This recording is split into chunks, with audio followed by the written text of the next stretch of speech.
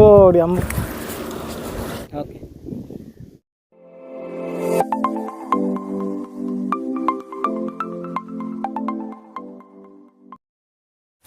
మనం ఇప్పుడు ఫిషింగ్ అయితే చేయబోతున్నాం. చూడండి, నా దగ్గర అయితే 2 గేలాలు ఉన్నాయి.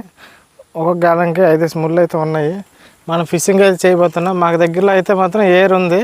దీంట్లో చాలామంది చాలా పెద్ద పెద్ద చేపలు అయితే పెట్టరు. మనకు దొరుకుతాయి లేదనేసి కూడా మనం కూడా సరదాగా అయితే ట్రై చేస్తాను. నేను గత 2 టైమ్స్ అయితే వచ్చాను, నాకైతే ఒకటి కూడా దొరకలేదు.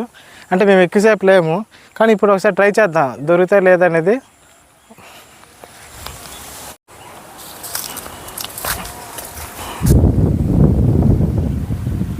వంటలు తాగేసేస్తాను రబ్బా.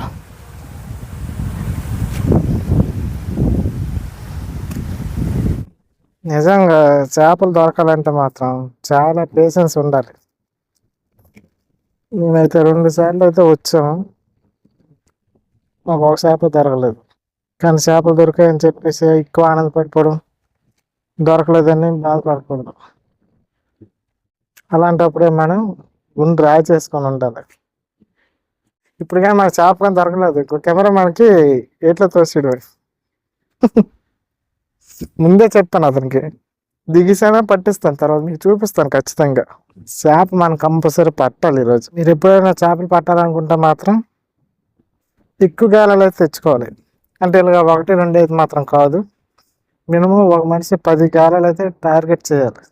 అప్పుడు ఏదో ఒక గాలం ఖచ్చితంగా చేప అయితే దొరుకుతుంది.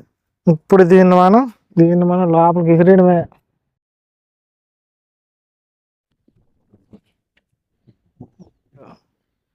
పిచ్చెక్కించాలి ఈరోజు చేపలు.